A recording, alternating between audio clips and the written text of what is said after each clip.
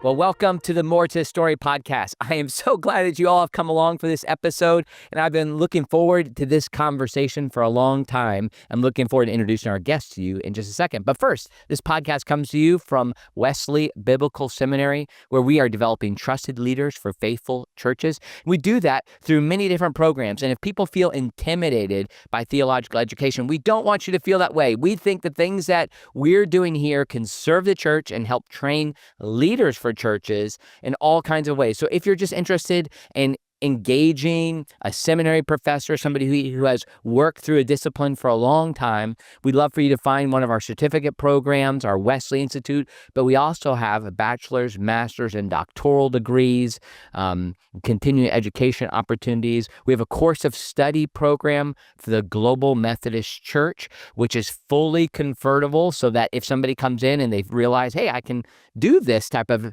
higher education master's level work, you can take that course of study credit and transfer it to a master's degree. So we'd love for you to find out more about us at wbs.edu. Also, I'd love for folks to sign up for my email list at andymillerthird.com. That's andymillerII.com. And if you do, I'll send you a free tool called 5 Steps to Deeper Teaching and Preaching. And you can find on my website there. I have some extra courses, small group materials that are available. There's a study called Heaven, Hell, and Everything in Between. There's one on the book of Jude, one of study of the Doctrine of Holiness. So I'd love for you to check that stuff out at andymillerthird.com. All right, I am so glad to welcome to the podcast Garry Ingraham, who is the executive director of the Love and Truth Network, and he's had me on his podcast, and I'm so glad to have him on my podcast. Garry, welcome. Thanks so much, Dr. Miller. I appreciate it. I'm excited to be here.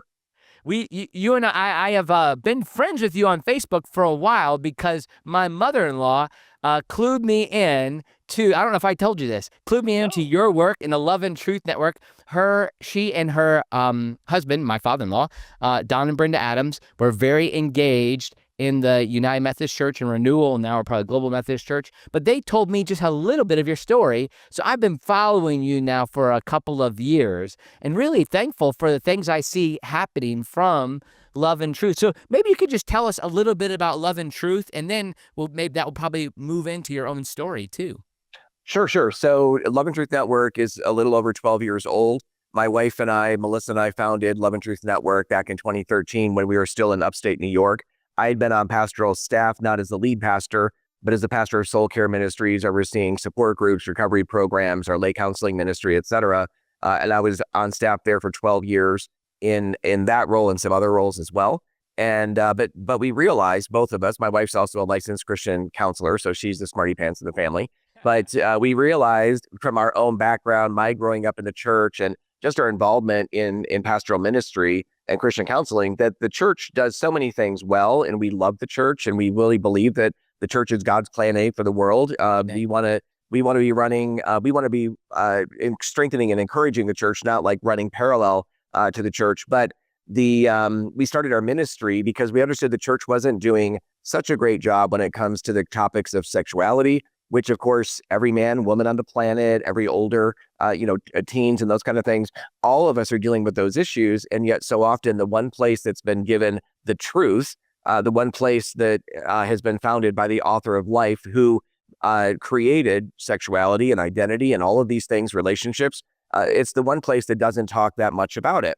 And so we have started this ministry to be able to equip local churches all around the country and even other parts of the world on how to have the conversations, not just about sex and sexuality, but also about identity.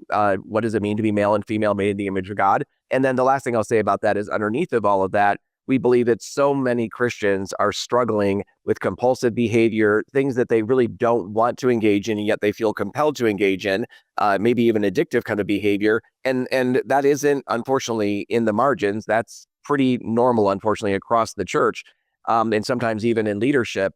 And what we've realized is many of us are dealing with deep relational deprivation, and we want to strengthen the church, not just to function biblically around sexuality and identity, but how can we really develop vulnerable and deep relationships with one another in a way that ministers and feeds our souls that we're so often using the counterfeit of sexual behavior to meet those needs, legitimate needs that God has given us, but meeting them in illegitimate ways.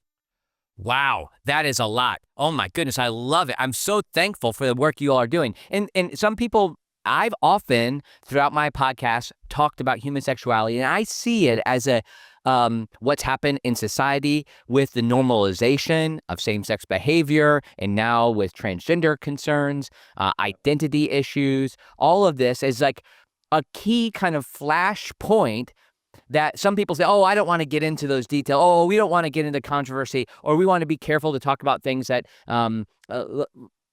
maybe we don't want to emphasize that too much. I think this is the number one thing that people are dealing with. This is this is the tip of the spear. I mean, do you sense that like this represents, I think, also how we think about how God has revealed himself in Scripture. And if that's really a foundation, yes, this might be rightly one of the top or the top issue of our time. Well, it certainly is. I mean, even if you consider what was being addressed and discussed in the council in Acts 15, and we find, what are we going to hand off to the Gentiles? God is obviously clearly moving there. Paul's testimony is abundantly clear. What are we going to require of them? What are we going to pass on to them? Well, it boiled down to a few things. And the two big things was avoiding and staying away from idolatry, but also sexual immorality. And those two behaviors were the two behaviors that tripped Israel up throughout the Old Testament over and over and over again. And they're usually coupled together, but one tends to lead to the other. And so, yes, we have that issue in spades, obviously, in our culture today. And we really do believe that that the church needs to be addressing this in a far more open and conversational kind of way. It doesn't have to be as awkward as we make it. And also, it doesn't need to be as shame-based as we oftentimes make it. We don't want to shame people for the things that they're struggling with. We want to invite them out of their shadows and darkness into the light to be loved for who they are, but also loved too much to be left where they are.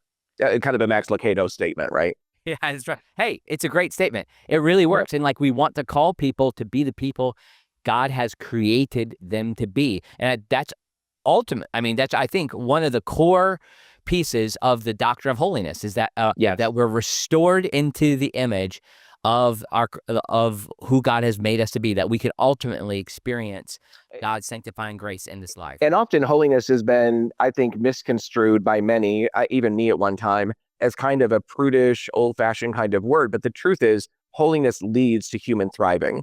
And so this isn't only about doing the right thing because God's called us to that. Of course it's that. That's a foundational truth. However, he's called us to that. And when we obey him and when we practice his principles, it leads to human thriving. Everything else winds up leading to our demise. Yes. This is so good. Garry, I know this is connected in part to your own story and how God has led your life and your wife too. And so I'd love for you just to walk through that and how that's giving you a passion for the Love and Truth Network. Sure. So if people want to know the details of my story, they can go to our website at loveandtruthnetwork.com, and there's videos out there, 45-minute testimonies and 12-minute testimonies, etc. Also, my book, Am I Gay, is available on Amazon. And people can, again, get into the details there. But to summarize, I grew up in a Christian home in upstate New York, out in the country. And yes, New York has lots of country. It's not just blacktop pavement down around the city. But I'm the youngest of 5 kids. My parents didn't desire to have any more children. And while my mom really came around to love me well, my dad wrestled more. And also out of his own brokenness and lack of kind of love as a child, he didn't really know how to give that very well. Now, my dad and I became very close later in life. I got to take care of my mom and dad in their later years. My dad passed away on hospice in our living room, and I wouldn't trade those years with them, and especially the last few weeks of his life for anything. And we were really restored in so many ways by the grace of God. But honestly, I hated him growing up, and I really rejected masculinity in general. I didn't want to be like him. I couldn't seem to connect with him, and so I just gave up. In a clinical sense or a counseling sense, that would be referred to as defensive detachment, which a lot of young people do toward, and it can be an adult thing too, but do toward parents or toward others when you just try over and over again, and it never seems to never seems to land. There's you hit the ball over the net and it's never hit back again, or very rarely. And so there wasn't much engagement with my dad. And that not only did that reinforce rejection of my own father, it ultimately reinforced rejection generally of men, and a kind of a mistrust of them. When I was 5 or 6, some older neighborhood boys invited me over to play with them, and that was unusual. I was always the guy, always the kid in school that was mocked and picked on. I had a speech impediment when I was young, and also just very, very shy and socially inept, horrible at sports. And so all of that stuff just made for every day was kind of a nightmare of name calling and even physical bullying and that kind of thing. So I was so excited to get the invitation on the bus ride home from public school to go over and play with them. And instead of anything that they didn't really want to play, they wanted to pull out their dad's hardcore porn and flip page after page after page for this 5 or 6-year-old to look at and just be, defiled by, essentially. And then after that, at some point, they began to act out the stuff that they were seeing in the magazines. I'm sure they'd done that many times before. And so I was present for all of that. I don't remember the distinctives of that. I remember the pornography very distinctly, but I think it's just a kind of a protection that God gives us. I don't remember all that happened, but that was incredibly defiling. And then on top of that, I was already wrestling as a 5 or 6-year-old boy in terms of who am I? What kind of boy am I? I don't seem to fit in with anybody else. And so I gravitated to hang out with girls all the time. And through all of my developmental years, which I get into in my book in terms of the 4 primary stages of development and kind of where I was in those different stages and how I interacted with people. And so what wound up happening is I ultimately had this fear and phobia of men and boys in general, because they were never safe for me to be around. And yet God made me to connect with my own sex and to kind of learn, as all of us, to learn who I am in those stages of development through peer connection and all that. Well, I missed all of that. And instead I'm marinating in the world of the feminine. By the time I hit puberty, part of what creates sexual attraction is mystery. Well, I had no mystery there was no mystery around girls. I hung out with girls all the time. But what was mysterious to me, and also what hooked in because of God's, again, we so often meet legitimate needs in illegitimate ways. And God's natural created order of me kind of understanding who I was and getting to boys getting a sense of that they have what it takes and they're kind of enough in the context of hanging with other boys and that kind of thing. I missed it with my dad. I missed it with my peer group. And instead, I'm just kind of marinating in the world of the feminine. I've often said that there's no doubt in my mind that if I were a 10 or 12-year-old boy in this culture, especially a few years ago, there's no doubt in my mind that I would have been labeled trans and had been put on that, conveyor belt. Wow. And probably would have gladly gone down that road because I thought that God had screwed up. I thought it made more sense. I should have been a girl. I went through a season of some of that. I desisted from that, but it was definitely, probably for a few years felt like this is awful that I'm a boy. I obviously was never meant to be that. And that desisted, but what remained and what continued to grow was same-sex attraction. And so I lived in that space for some time. I went to Bible college out of homeschooling. Okay. I bounced around from public school to Christian school to homeschooling. And then check it. Stop you real quick. Yeah. So you're homeschooled at a fairly young age. I was actually homeschooled too, and we're probably not far off in age. So it's really interesting. Like that's a unique period, and that also probably adds into the lack of connection as well. I mean, it might have protected you in some ways, but yeah. I don't mean to draw. I know you have a long story, but that's so interesting to know. Yeah, tell me about that. Well, the interesting thing about that, you're right, and I am older than you. I just turned 60 actually back in October. About that. Okay. Oh, I know. Yes.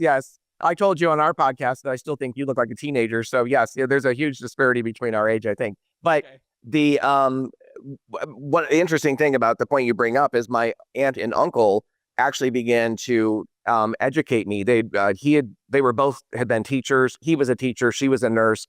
And so had kind of a higher education in my family than the rest of my family in a sense, but they almost lost their children. They were the first ones to kind of break open homeschooling in upstate New York. There was a huge court battle for them taking their kids out of school. and they were so right coming down to the wire. They weren't sure how it was going to go. They could lose their children, and the ruling came down that they were able and allowed to do what they were doing, and that just broke open everything in upstate New York, or in New York generally, for homeschooling. So yes, it was a very early time. Yeah, yes, for sure. Interesting. Yeah. In that early age, like there weren't resources like available, so you were really kind of secluded. Yeah, Becca, and yeah. I think that, yeah, exactly, right. So not a whole lot like there is now, that's for sure. So Yeah, so I was very so that's secluded. really interesting. Boy, Garry, I have never heard, I'm sorry to say, I've never heard a story that's been unfolded with such clarity about those early years. I know you've spent a lot of time working through this and with your wife, so I don't mean to, but it's so helpful to hear you kind of just describe. I haven't thought it, I'm sorry, I haven't even thought about like the idea of mystery being important towards creating our own attractions and how that context. And then, of course, the great fear, not fear or like worry now is for what happened. Because I can think back to people who were like you. And like I did have sport. I did have a dad that was a loving, wonderful example to me. And so, but I can think of these situations like the girl who was really good at sports and identified with the guys. And like, what would have happened to them now? And what did that do to creating their own mystery about the opposite sex? I thank you for helping and working through that. That's so helpful. Well, and I would say, along with mystery, what comes in front of that mystery, of course, is the resolution and the sense of belonging in your own tribe. It's that sense of fitting in with your people, your own sex, your own gender. But when that doesn't happen, again, it's so often we can another really big component of same-sex attraction, especially for men, also I think for sometimes for women, but especially for guys, is usually a low view of ourselves or self-hatred and the envy of others. And so that envy, when that becomes sexualized, it really becomes a challenge in terms of overcoming that down the road. And so there's been a lot of transformation that's happened in my life. I'm always clear to everybody I talk to on these topics that I still deal with some levels of same-sex attraction, but it doesn't rule my life. It doesn't prevent me. Melissa and I have celebrated 18 years, a little more than 18 years of marriage now.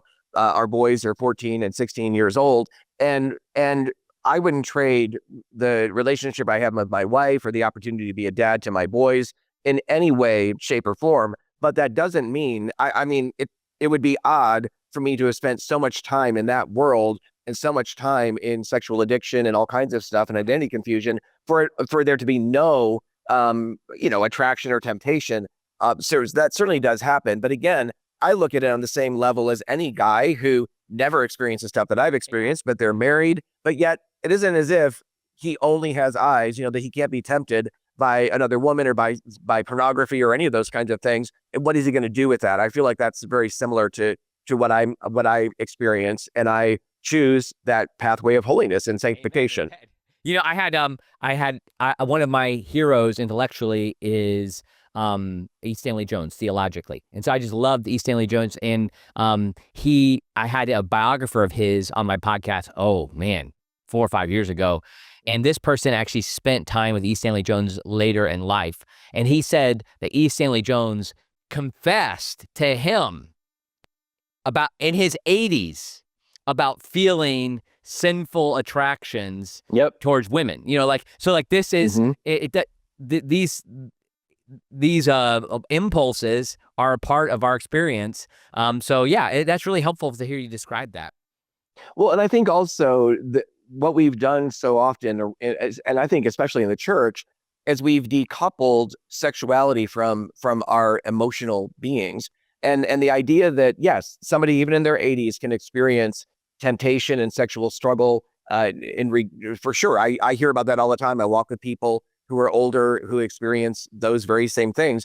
But what we oftentimes forget is that at a core level, that's also very relational. It's very emotional. And when we have those deprivations and there's not much that's filling in some of those gaps, it's a lot easier, for example, to say no to sexual sin and be obedient to Christ and the things he calls us to when we are relationally full, the way he's made provision for us to be. But frankly, Dr. Miller, I feel like the church is so tepid in the relational connections that are developed within the church, even in women's groups and men's groups, that most people are still unwilling to be fully known. They'll maybe scratch a little bit under the surface, but they're not there. So often we come to these things, we might be involved in a men's group, small group, women's group for 3, 4, 5, 10 years, and yet we're still carrying stuff that we've never told anyone about. That is the opposite of what Christ calls us to. So in those places of being fully known and fully loved, when we're experiencing that, it's so much easier to say no to sexual temptation, which is, I think, is probably the greatest counterfeit to authentic intimacy. It destroys us, it tears us down, but man, is it a powerful counterfeit for the real thing. And we've got to start doing a better job within the church of helping people connect and experience the real thing, which requires vulnerability. Amen. Yeah, and I can even see this. There's been a big emphasis. We're both in the Wesleyan Methodist world of emphasizing bands and class meetings, and particularly in the band. So I'm in a band meeting. We meet once a week, and when it comes to time of confessing sin, I think it almost needs to be like the 6th question: what sexual temptation have you experienced? You're like, get that out and make sure that that's a part of what's happening. Like, even when there's just acknowledging the draw and the temptation that exists. I want to go back to the even the childhood story. I know this is going to be like a 10-hour podcast, okay? Because I can't stop. But you think of like the challenge of raising children now in our sexualized culture, and I just was very aware. So my kids are the same age as yours. I have an 18, 16, and 14-year-olds that, in their toddler years, I'm having to speak to them and help them be discipled about human sexuality early on. One of the big fears is now, like, kids are having to think the question of your book: am I gay? Am I a woman trapped in a man's body? Like, our kids are having to answer those questions. Yeah, I think it's terrible. And also we've taken innocence away from children at every level. And the reason that we named my book, the editor and I talked about it and named my book, Am I Gay? I had no intention of that. That just come out of my own thinking, but it's because it's one of the most Google searched questions on the internet. Wow. That question. And so that's why we named my book that title. And so, yes, children are having to, it's always been hard to be a kid. It's always been hard to make that bridge. I often, when I'm preaching or teaching or doing summits or workshops or whatever, I often ask people, would you raise your hand? Everybody who loved going through puberty, I want to see your hands, right? I mean, nobody ever enjoyed the process of going from childhood into adulthood. It's a necessary process, but my goodness, have we made it even more challenging and more difficult? So we're telling children, young people now, if you have any question about your identity, if you don't quite feel like you fit in with the typical boy stuff or the typical girl stuff, you're probably, the other gender, or you're not even a boy or a girl, you're something else. It's even gone into cross species and furries now. And I know that sounds really outlandish, but unfortunately that's a growing movement. No, this is okay. So I interrupted your story. We had just gotten to college. You're going to Bible college after being homeschooled, and I stopped you. So keep moving. Yeah. So I wound up, and my story goes into this a whole lot more, but I wound up leaving Bible college at the age of 19, and just and I didn't go of my own accord. I was given the boot, not because of sexual sin on my part, but just I was struggling with incredible depression. I wasn't getting to my classes. Anxiety was kind of off the charts for me. And so my brother, who had gone through that same school and graduated co-valedictorian, the administration reached out to him and said, look, your brother isn't making it here. You need to come and get him. And so I found that out that day. My brother was coming to get me. And I was just so full of anger and rage at God, at the church, at the school. And I remember my brother driving me home, and I just felt like, and I'm just going to say what I felt. I am ashamed that I felt it, but I felt like, God, I hate you and I hate your church. I want nothing to do with any of this anymore, because I've been wrestling my whole life. And in my mind, I'm praying and praying for God to take away these desires of same-sex desire, sexual sin, all this kind of stuff.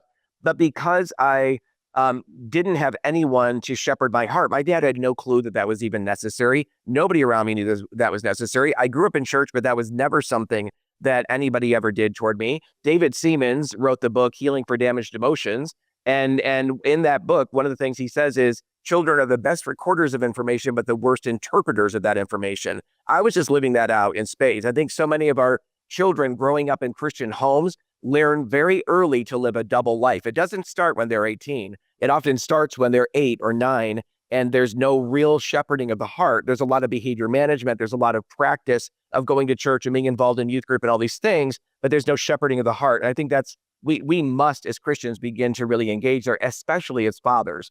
And so when I left Bible college, I was just so angry with God. I went through the motions of going to church. It was expected. I'm living with my brother's a pastor, has been for decades. But I also wound up working at a local, it was around Cornell University in Ithaca, New York. And lo and behold, there's a gay bar up there that I found out about. I was like a moth to the flame. It took me forever to find it, but when I finally did, and then I was scared to go in. I'd never had a drink in my life. I'd never been in a bar in my life.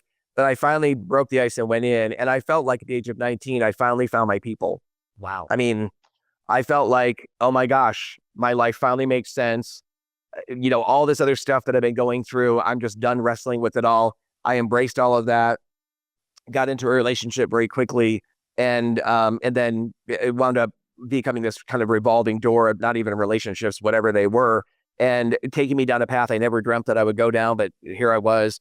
And then I moved out of that town, moved to another town, and eventually became a bartender at a gay club in that town and lived in that space for a number of years. But I had a praying mom and dad, but especially a praying mom. Yeah. And she wasn't putting up with any of that. And I mean, they loved me.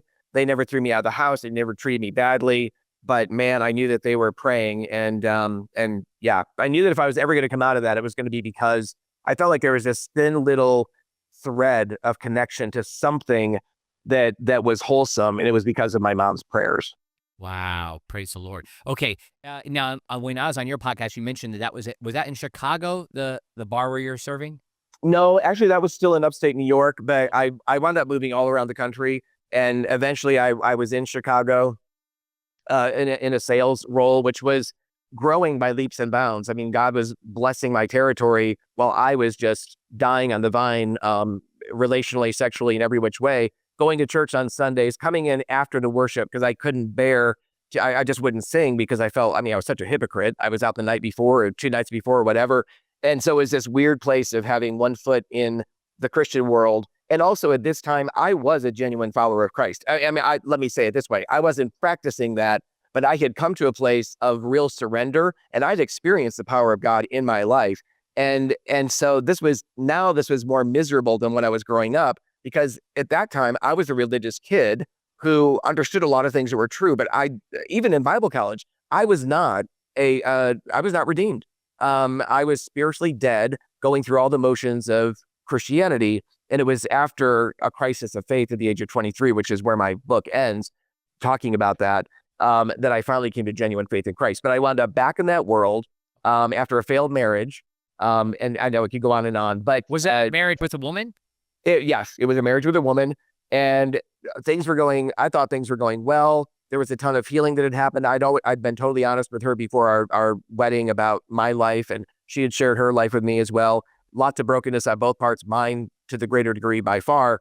But within her family, her mom had been divorced 5 times. Her sister was just going through a divorce. It was kind of in the air, and we were having some conflict and difficulty.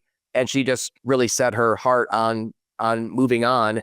And even though we went for counseling and things were really improving, even after that, she decided, you know what, you are changing, but it doesn't matter to me. I still want a divorce. And so that just totally crushed me and caused a lot of bitterness in my own heart, or I embraced bitterness, didn't cause it, in my own heart toward God for not doing more to heal my marriage, etc. Anyway, a year and a half, 2 years later of not dealing with that bitterness toward God, I became so frustrated. I went back into that world for a period of time. So there I was in Chicago.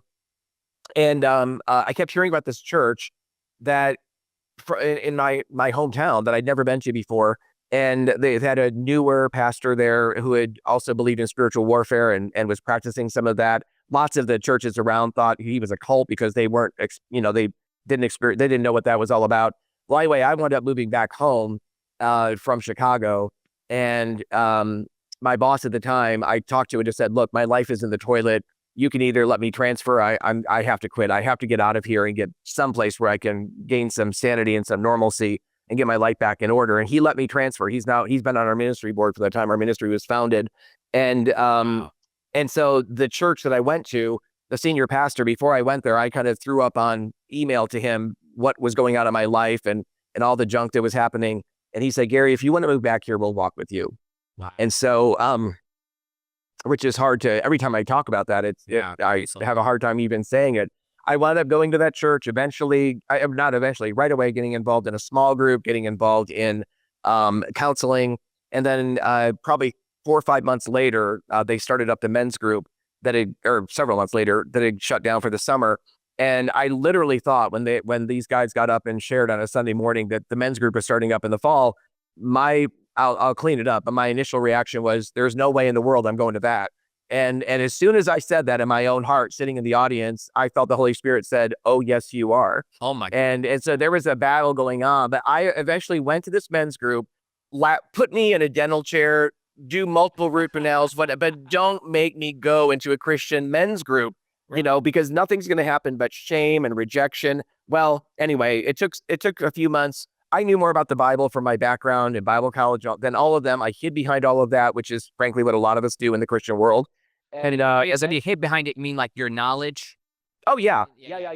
Oh yeah, I'm Mr. Bible Answer Man. I mean, I whatever. And I mean, but there was something genuine there. But I was definitely shielding everybody from getting too close to me because, again, I was engaging at an intellectual level about all these biblical spiritual truths, and eventually I finally knew the Lord was pressing on me to tell them my story. And when I finally did that, after a Promise Keepers conference we'd all gone to, and I thought, well, they're never going to be more spiritual than they are the next day, right? It was Monday night that we met. And I just kind of opened up and shared. And the leader of the group got up after I was done. And I was so full of shame, I was staring at the carpet. And he pulled me out of my seat and gave me this huge bear hug and said, Gary, we are so glad that you're here and you belong with us. Wow. And half of the room got up behind this guy to hug me. I was afraid that guys were going to get up and leave the room. I was terrified of that. They're like, oh my gosh, this guy's, just rejecting me. And instead, their response was really overwhelming. And that idea that we are so glad that you're here, that was a huge thing. But you belong with us. I'd never been told in my entire life, I was in my mid-30s at this point, I'd never been told in my entire life that I ever belonged in the world of men, except for the LGBT world in men. Wow. And so, yeah, God, that's a stone of remembrance. And so for years, I was in that group. I later wound up going on staff with that church. They all knew my story. I shared my story. When you confessed to a group after Promise Keepers, okay, I can't keep thinking throughout this story how the lines lie similar to Rosaria Butterfield's. Okay, Promise Keepers is a big part of her story. Oh yeah, upstate New York, right? That's on the show. Okay, but when you went to this group after Promise Keepers, were you living in sexual sin right then? Or had you kind of like when you came? When I got to the church and got involved in counseling and in a small group, I mean, I was wrestling with stuff. Pornography, I'd prayed through some things, but I had stopped all sexual encounters with other guys. I mean, that's usually kind of the order in which it happens is that goes first out of obedience and obvious, sin and destruction. And then, pornography was something I also wanted to let go of and renounce that. But there were times that I still failed in that. And so, yeah, anyway, but that was still becoming less and less a part of my life for sure. And falling away as I was being, more obedient to Christ. So it was, but in that space, yeah, there was a lot of healing that happened. Also, I do want to make another connection here to something that you picked up on earlier in my story. This idea of marinating in the world of the feminine, over-identifying with the feminine, not connecting with my own gender, all that stuff that God intends for us pre-puberty, going through puberty, post-puberty. Honestly, the Lord doesn't, when we miss these big milestones in our life, the Lord doesn't just say, no big deal. It's 10, 20 years, 30 years down the road. Don't worry about it. We're just going to kind of pick up and continue. I know this is going to probably sound weird to some of your audience, but I was kind of experiencing in that men's group what I should have experienced when I was 8, 9, 10, 11, 12, in terms of the camaraderie and in terms of getting to know, rubbing shoulder to shoulder with guys who knew my story, but wanted me to be a part of their story too. There is a way in which God healed, not because he just dropped it on me, but because we're broken in relationship and we're made whole in relationship. We will never be able to heal from the brokenness of past relational deficits and abuse or whatever, apart from having new experiences, not perfect experiences that'll never, but new experiences that God can give us in the context of relationship. So I became a man in the context of these men. I had been a boy all the way up to this time. Wow. I counsel, of course, and speak with men all the time. And I realized heterosexual men, guys that have never struggled with my background, most men that have not done, and women who have not done a lot of kind of emotional work and healing from trauma of the past, abuse, other things that they've stuffed, most of us are walking around as emotional boys and girls, and in our closest relationships, in our spousal relationships, in our parenting connection with our children, all this garbage leaks out all over them because we are still unhealed on the inside. And so God took me through this process of a lot of healing that began then and has continued. Yes, beautiful. So I love and I think it's important to even you describe it as this big bear hug, and they all kind of came alongside of you to do that. Okay, so you work through that time, like this is a part of like the healing's really beginning, even your entrance into manhood in your 30s is starting to happen. And then you joined the staff of this church. So I did. The pastor asked me to share my story in conjunction with the message he was doing on, I think, freedom in Christ or something. And I had very little time, but I had enough time to name it and to kind of unpack it a little bit. And I was scared to death, but I also felt like it was the right time. And you know, there were people that came up to me afterward that were just, I mean, big guys who had tears in their eyes. Just one guy came up to me and said, "Garry, you are more of a man than I'll ever be." You know, and I mean, it just, again, those kinds of affirmations were enormous to me. And so from there, I wound up, I wasn't even thinking of it at the time then, but later on, there was a position that opened up, a business role that opened up, and that had been my background. And so I stepped into that, but also at the same time as stepping into that, I took over the volunteer ministry, which is very pastoral for many, many, many volunteers of a church of, 1,000 adults or so. And then that led into becoming the director of the counseling ministry, and then later the pastor of soul care ministries, overseeing kind of all of those different things I mentioned earlier. Yeah, and you already earlier kind of gave us the kind of conclusion that you're married. You've been married for 18 years. You have two teenage boys. But when did this come about? So how did you meet your wife? Yeah, so Melissa and I met at a Living Waters leadership training. Living Waters is a program that's put out by Desert Stream Ministries, and we stayed connected to Living Waters and Desert Stream for probably 20 years.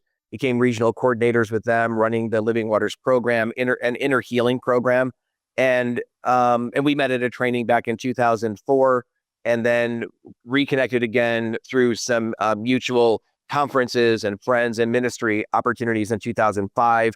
And I popped the question to her about dating. She was in DC finishing up her master's degree in counseling at Regent University, a satellite location at the time that's now closed. And I was in upstate New York, again, serving on pastoral staff. But we started dating kind of long distance. And eventually she finished her program, moved up to my area. Just before she moved up, I proposed, she accepted. And so she lived with a family in our church through our engagement period up until we got married in 2007. And so it was just such a great thing. I mean, we got married in the church. The pastor that had been so involved in my life, and John Hawko, he married us.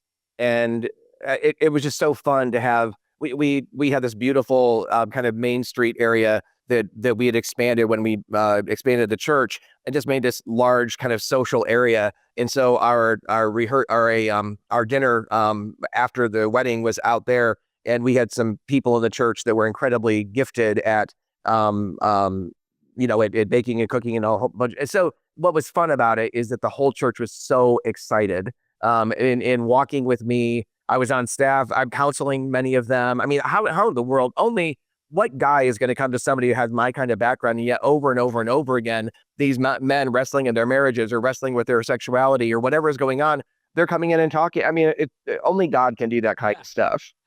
Amen. And so your wife was involved with these type of ministries. So did she have a similar background? Did she? Yeah. So she, there was a lot of brokenness with her dad.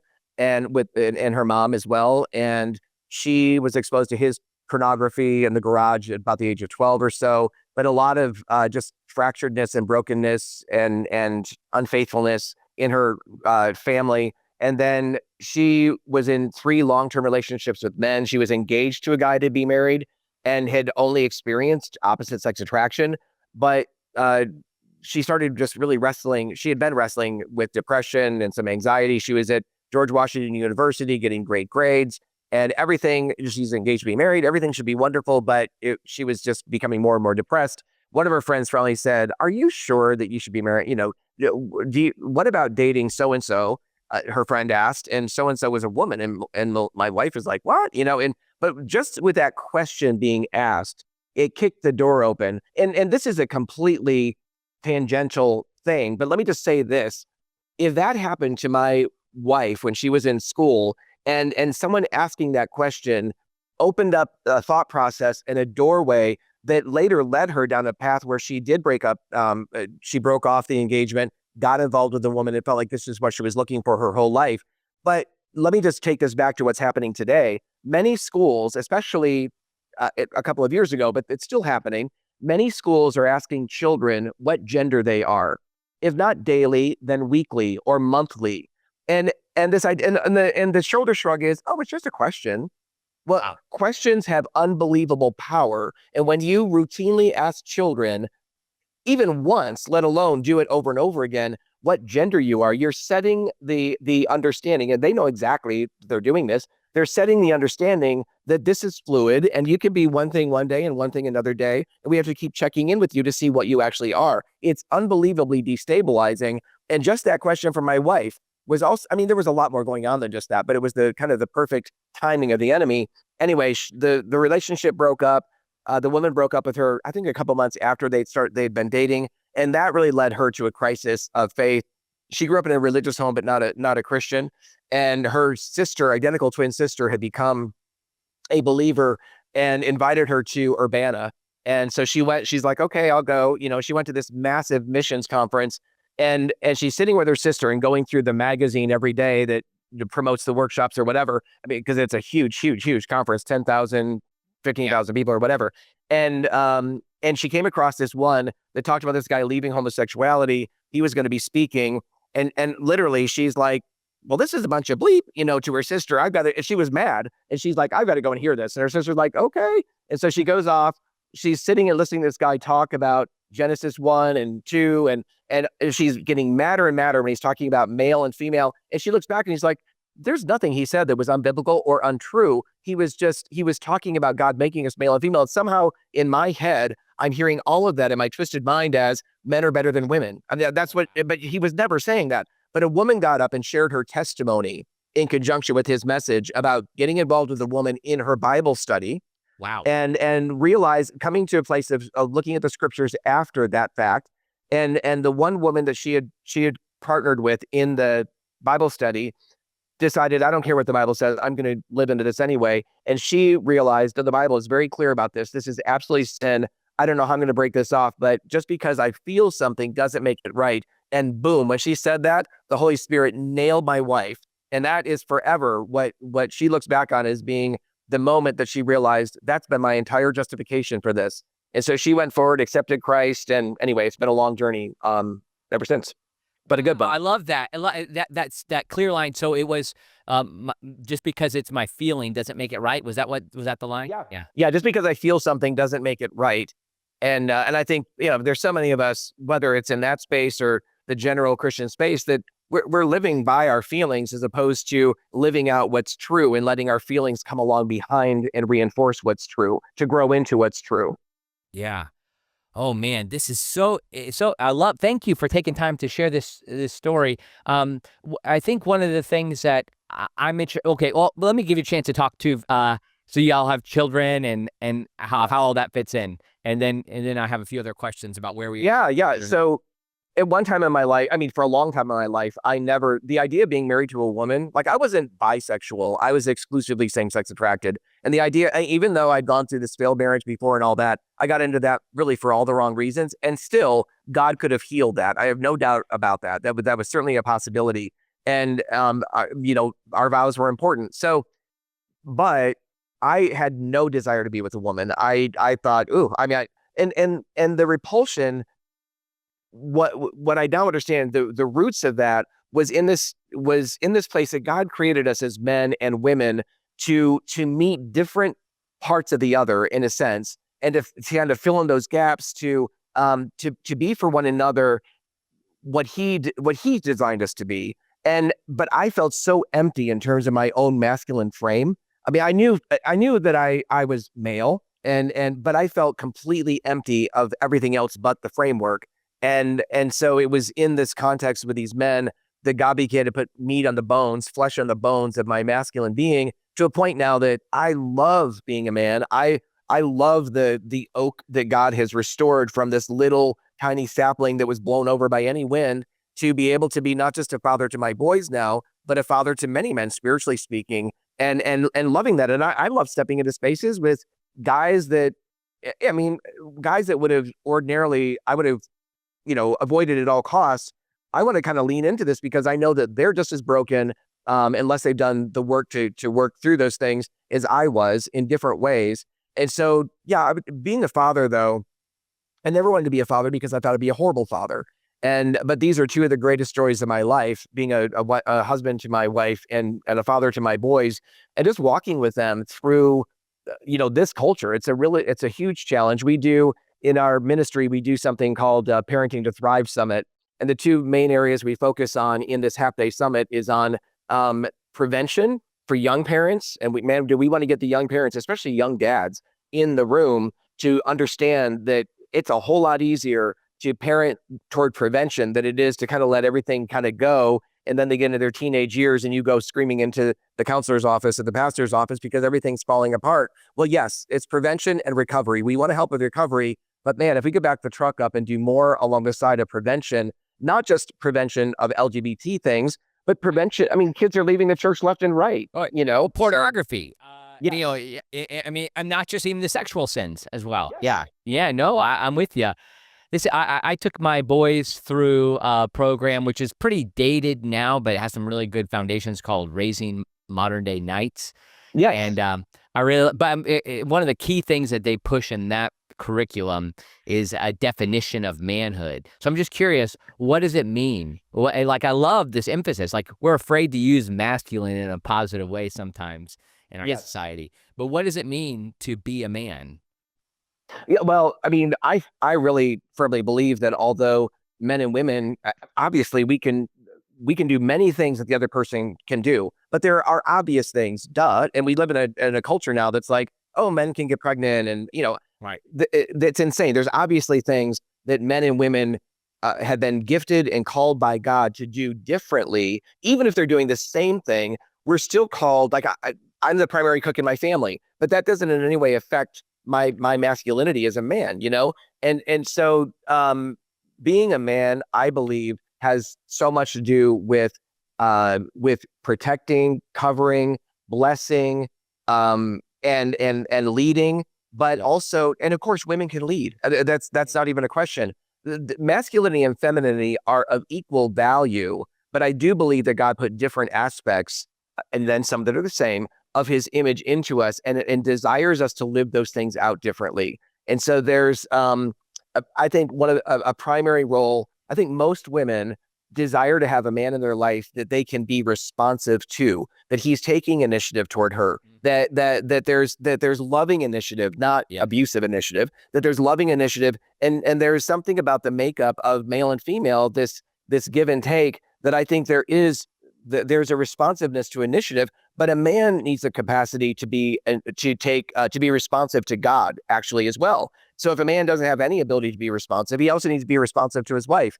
But I still think there's a greater level of God's calling for us as men to shepherd the hearts of our children. Women do that more naturally. Moms automatically kind of do that a bit more.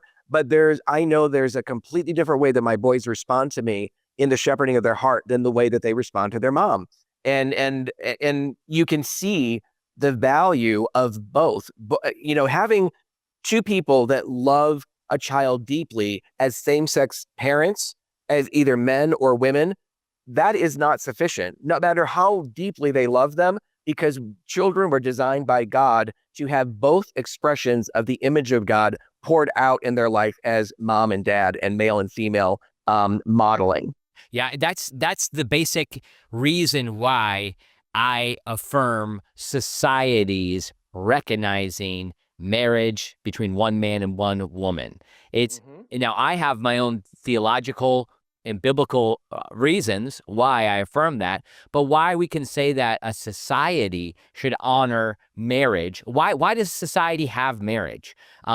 It's not to meet the emotional or physical whims or sexual desires that we have. Like it's not, it's like, it's in a sense, a type of contract that exists for the good of society through the children. So basically, marriage to a society is about children.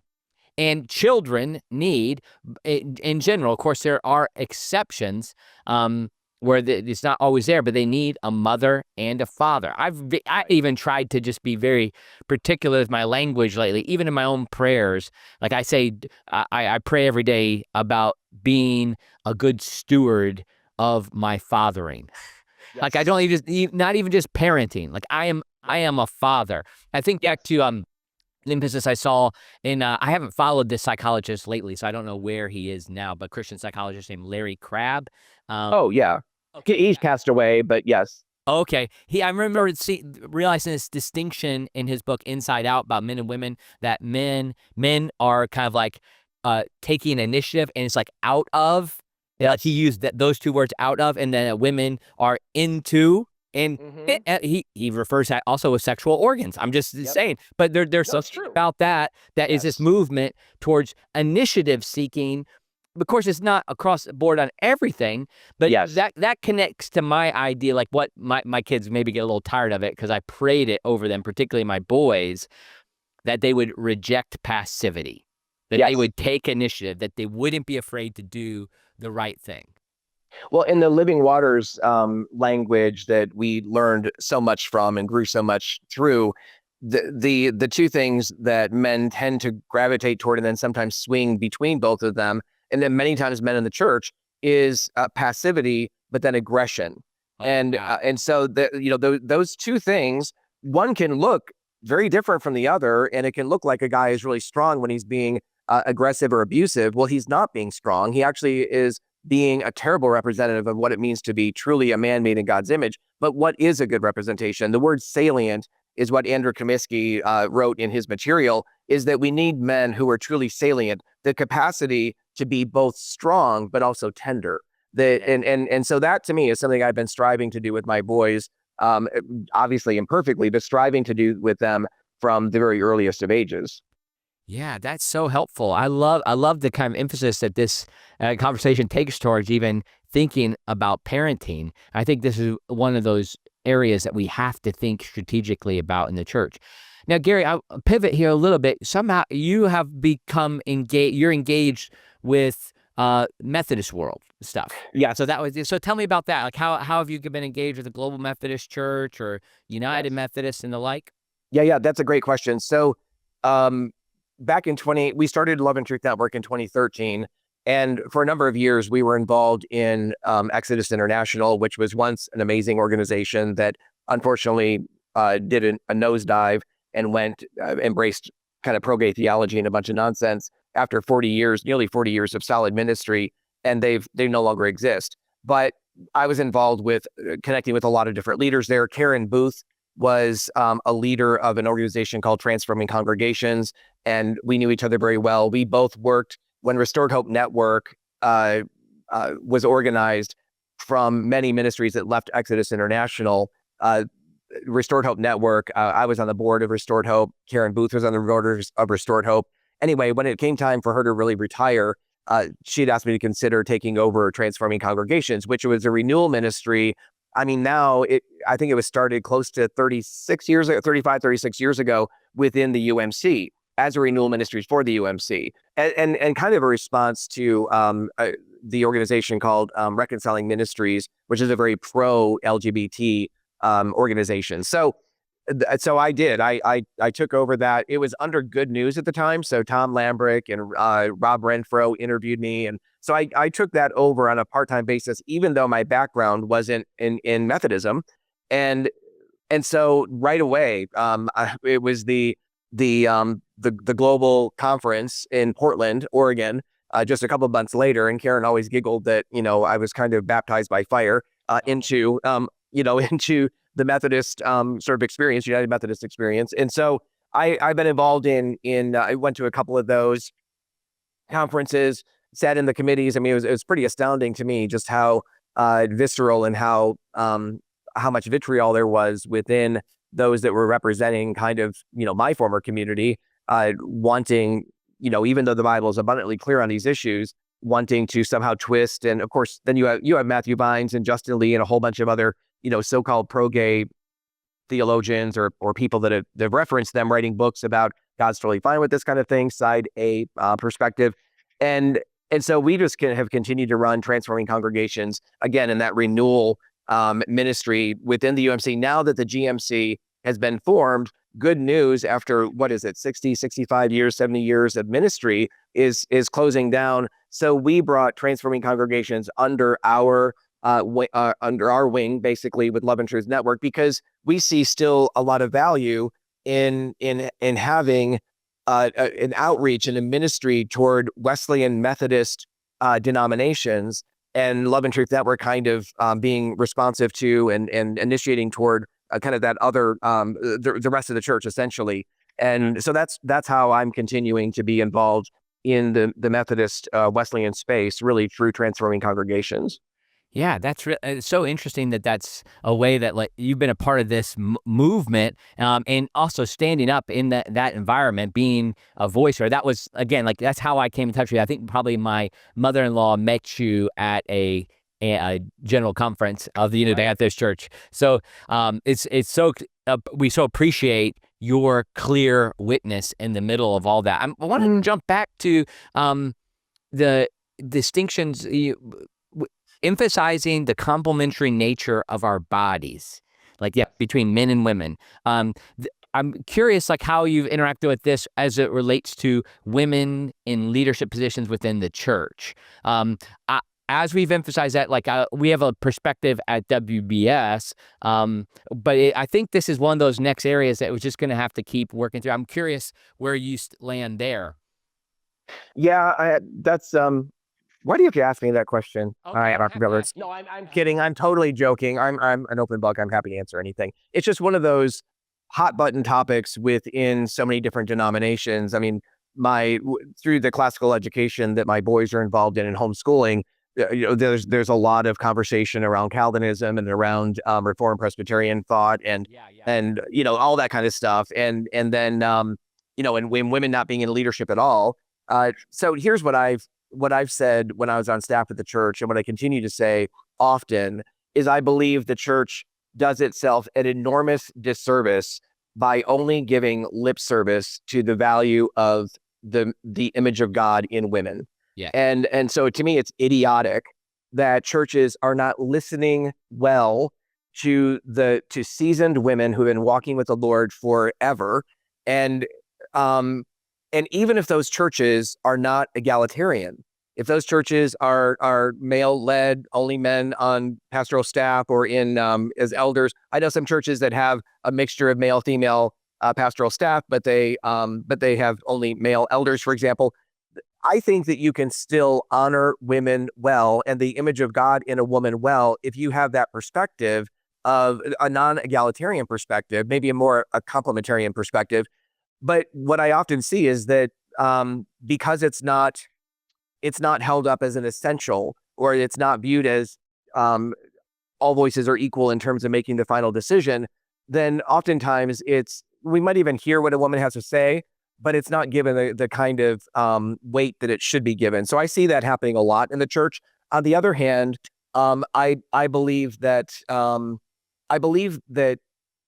a friend of ours wrote a book on sexuality, Christy Cole, and she talks about, and she also wrote about male and female distinctives and masculinity and femininity from a biblical perspective. And rather than talking about roles, which is I think is very problematic, and so does she. She's talking about the calling that God has on each of us as feminine representatives, masculine representatives of His image, and so I would be more in line with a complementarian perspective, but with massive respect around the voice of my wife and other women, knowing that I'm a fool if I do not listen to the voice of the Lord coming through her, and all I'm doing is listening to the echo chamber of what's coming out of other men. Yes, yes. Okay, yeah, that was really helpful. I think you nuanced that really well. I think I give you a little bit of my history with the Salvation Army. Salvation Army from the beginning utilized women in ministry, but of course the ecclesiology of the Salvation Army was distinct in that they weren't claiming to be a church. So it was just like for real functional reasons. And so in my own academic research, I've gone back and I was surprised in reading the primary literature to see that at the founding of the Salvation Army, they were really complementarian. I'm just going to use complementarian, egalitarian, just for the sake of placeholders. I don't like those terms altogether. Like I think there's like you indicated, like I'm kind of complementary. Like that's what you said. So so with that, I was surprised that there was really this language of still delegating roles to men within the home and the church in the early Salvation Army, though there were women preachers. So what happened in that movement, I think the same thing has happened in Methodism, and I see strands of this, and some people might not like that I'm saying this, and maybe I need to moderate my position at some point, even in the Global Methodist Church at this stage, and then modern evangelical Wesleyanism, is that because we have had this emphasis on women in ministry, that praise the Lord for that, so thankful, what has happened is we've adopted third wave feminism arguments. And so our justification ends up being dependent upon critical theories that see the rationale for this is that women have been put down. The church has sinned against women. Therefore, we need to use kind of systemic language and trajectories to bring women back into leadership. And this is why this could work in the former United, or I guess the United Methodism still exists. It could work there is because a bishop could say, you will have a female pastor. Right. You will have a female senior pastor. But now in the Global Methodist Church is a little different environment where there, in this way, is that the congregations have a role to play in who they accept. So that can't be forced. So where we fall at Wesley Biblical Seminary is we affirm women can do everything in the church and can be called to any level of leadership. But at the same time, we respect that there is this clear language in scriptures about roles, and maybe I'd be interested in your word about roles, about about the household codes of what's engaged with women and men and their roles in the home. And so I think that's end up leading where it's going to take education, and it's okay. This is, I don't know if you agree with me on this. I think like a local Global Methodist church, they need to be open. Every church needs to be open to women in ministry, but they could say, we need a female pastor this time, or we need a male pastor this time. Whatever it would be, that I think that distinction is needed, or can be helpful at this point. So anyways, it's going to be an interesting phase for us to define this, because the issues around the sexual revolution have caused us to have to clarify this, and the complementary nature of the human body kind of also demands that we consider this really basic fact that men and women are different. Yes, and I agree. And just to dig my hole a little deeper, I would also just say that when I think about my own background and the confusion of around my identity at one time and believing something to be totally true that was completely false, coming from looking with that lens and from that perspective, I believe certainly that this isn't just about what we do with our bodies. I mean, what our sense of identity informs. That's why I'm so against and believe that the side B perspective that, well, I'm not going to act out sexually, but I'm still going to identify as a gay Christian or a trans Christian or a queer Christian. I mean, fill in the blank. That somehow that's good, and I think that's unbelievably unhealthy, because because you're putting yourself either in this double bind that you can never get out of, because the attractions will never change from that perspective, but I just can't act on them. But I'm going to live in this kind of miserable place of between here and eternity when I die and go home to be with the Lord, and then it'll be all corrected. And I believe that God has so much more for us in this life, but it begins with surrendering every part of ourselves, including our identity. And so when I look at egalitarianism from the perspective where I've heard a lot of people, and again, you can get extreme in both places, complementarianism, egalitarianism. Yeah. But what I most disagree with within the egalitarian space are people who believe they've embraced the same thing, as you said, third wave feminism, but also, lesbian, transgender issues, that we're interchangeable, that there's no distinction, that we're the same. And if that's not true physically, biologically, it's not true in any other way. We are not emotionally the same. God made us to be distinct, and to really, again, that's where I like the word, even if it doesn't. I like the word complementary, because there's a way that a woman and a man, both physically but emotionally, spiritually, as moms and dads, I mean, in every way, that there's a fitting together where she meets the lack of Melissa meets the lack of where I'm at, and vice versa, when we're functioning well, and that there's a way in which that is complementary when it's functioning well. But it doesn't have to be, it's not this perspective of putting down or holding down rather than lifting one another up. So yeah, no, we have on our faculty as a visiting scholar in residence, Robert Gagnon, who I am sure you're aware of. love that guy. He's a rock star in my book. Yep. I know. Yeah. Some people don't feel that he is, but I know. we value him. He's very vocal, but he'll always push back and I so appreciate it. And I love having him on our team.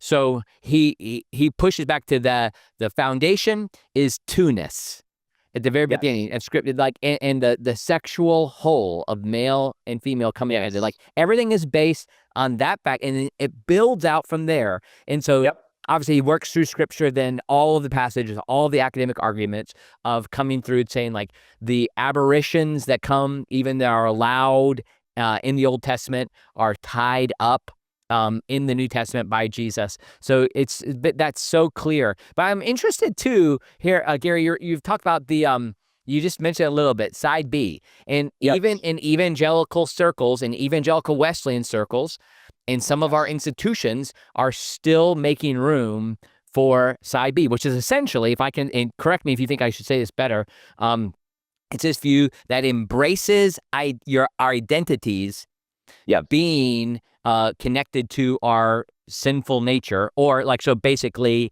I am a gay Christian, and therefore we need to find the language spiritual friendship is often connected to this. So then we create opportunities for people to be engaged in spiritual friendship. Sometimes two same-sex attracted men living together or being in communities together, and then viewing our existence, our identity, through the lens of our sexuality. So somebody like Wes Hill in his book Washed and Waiting, it's one of the primary ones. So I'll give you a chance just to talk about that a little more, or if I could have said that even better. I'm glad you. Oh no, you described that really, really well. And so again, the issue that I have, like, you bring up spiritual friendships, and who can get on board with that? That sounds wonderful. I want spiritual friendships, but the way that it's being cast in that community or that group is something that I believe is, at one time I would have loved, but I recognize now that it's really broken. And so much so that within that community, I don't know that everybody would agree with this, but so many within that perspective of side B or celibate gay Christianity, those are the two kind of interchangeable terms, celibate gay Christianity, side B. Within that world, it's perfectly fine for you to make lifelong commitments to someone of the same sex. You just can't have sex with them. Right. And again, that is so trivializing God's intention for male and female relating, for marriage. Marriage is so much more than just genital contact. I mean, that's just ridiculous to think that you can emotionally be wrapped up. And what winds up happening is this deep sense of emotional enmeshment, emotional idolatry, or just idolatry, plain and simple. And it feels wonderful.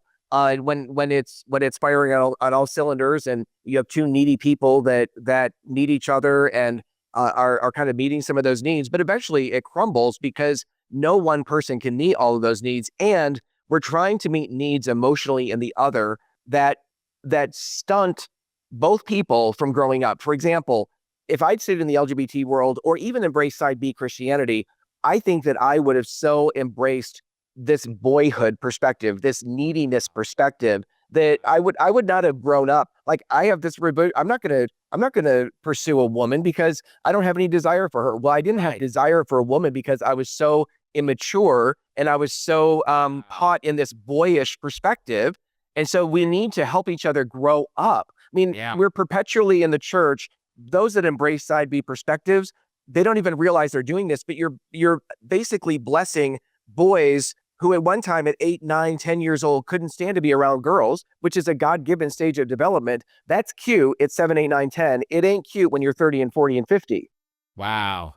Gary, that is so good. I have loved this conversation. I want to keep going for a few more minutes, if that's okay. I know I've kept you longer than I do you have some more time. This is so helpful, and I just hope folks will look up, and we'll have a link to your ministry here.